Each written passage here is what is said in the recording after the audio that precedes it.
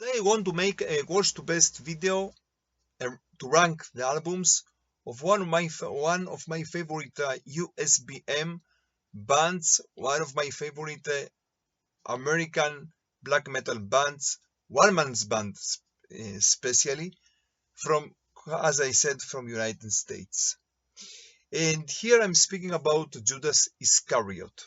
I have to say that in the 90s and in the early beginning of the millennium, bands from United States that they played black metal, they were a joke for many people inside the black metal scene.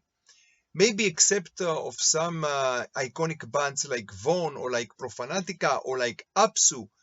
Other bands from this period that came from United States, they were something like not the real thing for many black metal heads, unfortunately.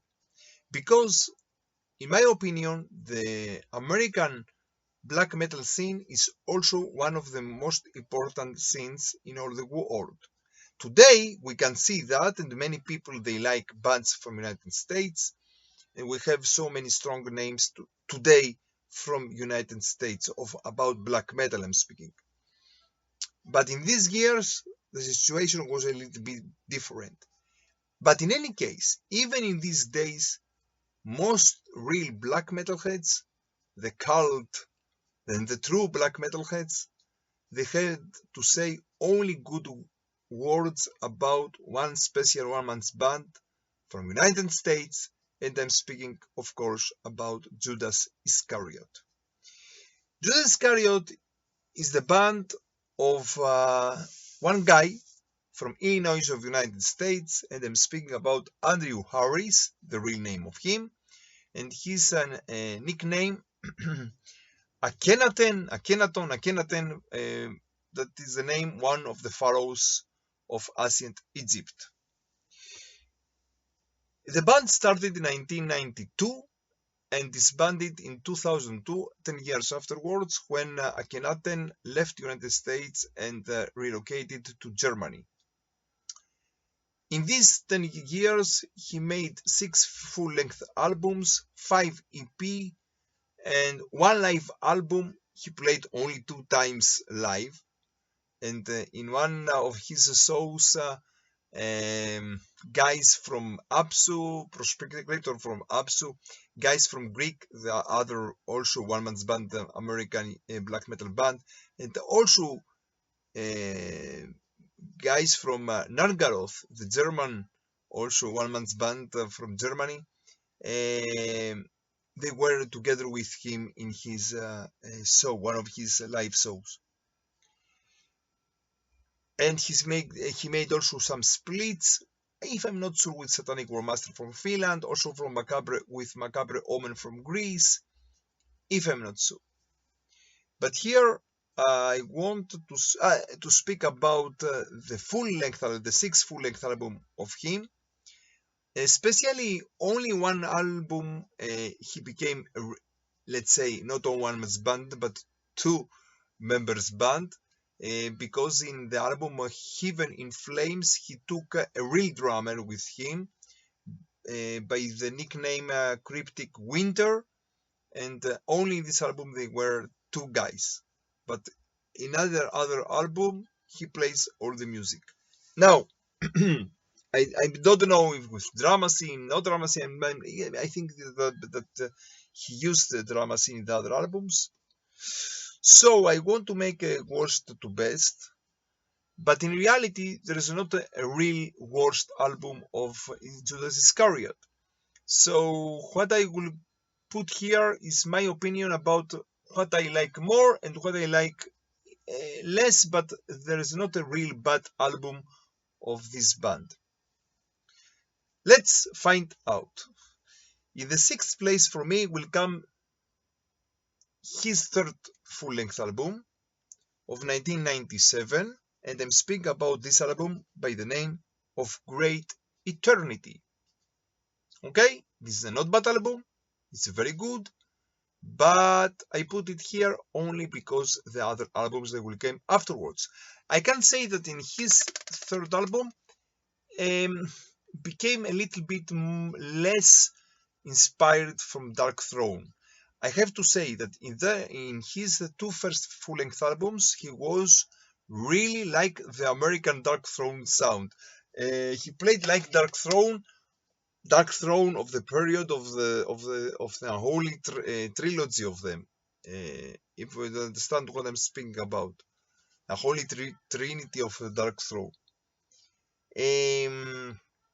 And also the lyrics, the lyrics of Akhenaten, they were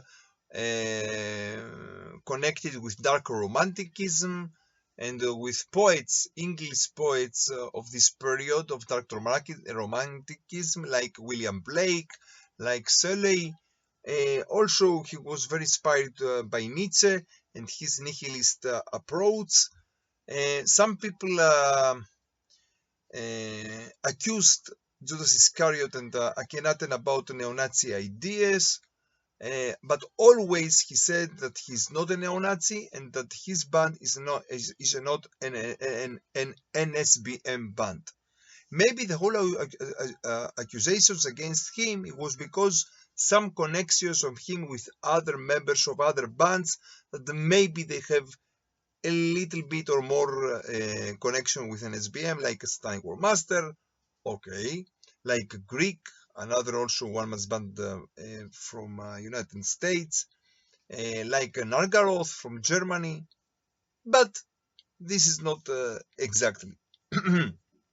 Now, let's find out about his 6 full-length albums, and I said that in the 6th place I put Of Great Eternity. Now, in the 5th place, for me, will come his 4th album, came out in 1999, and I'm speaking about Distant in Solitary Night. This is the album. I prefer it a little bit more than Of Great Eternity. Very, very good. Now, 3rd place. No, excuse me, 4th place. 4th place. 4th place, his debut album. The debut album that came out in 1996, if I'm not sure. The Cold Earth Slept Below. This is the name of the album. This is very Dark Throneist, very Dark Throne influences here. In this album and in the next album, also of him. I think that he made also he recorded reissues this album another time also, but this is the debut album of him. Now, in the 3rd place, his 2nd full-length album came out in 1996 also, and I'm speaking about The Dying Light. One of his greatest works, in my point of view.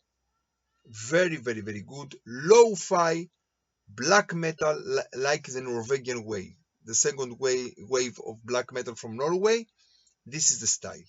Lo-fi Norwegian black metal, but from United States. The Dying Light.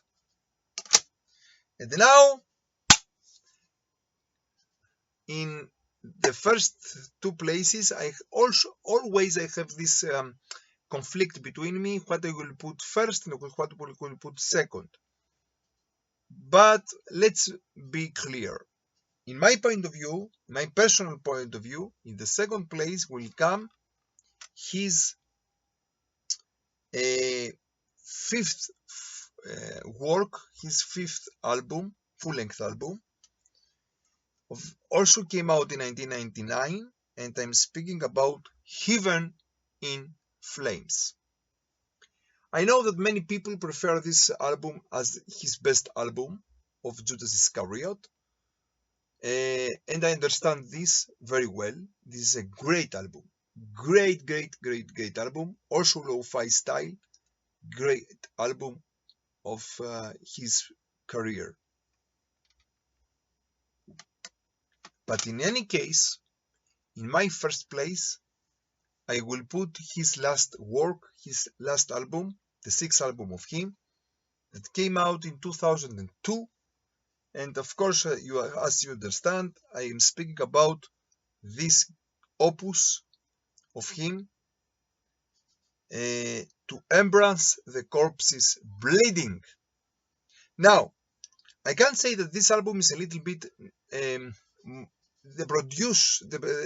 production in this album is a little bit more, is better than the other albums. It's a little bit less lo-fi, let's say, but even if we can say that the production is a little bit better, I can say that the feeling and the atmosphere that comes out of this album is so sinister, so dark,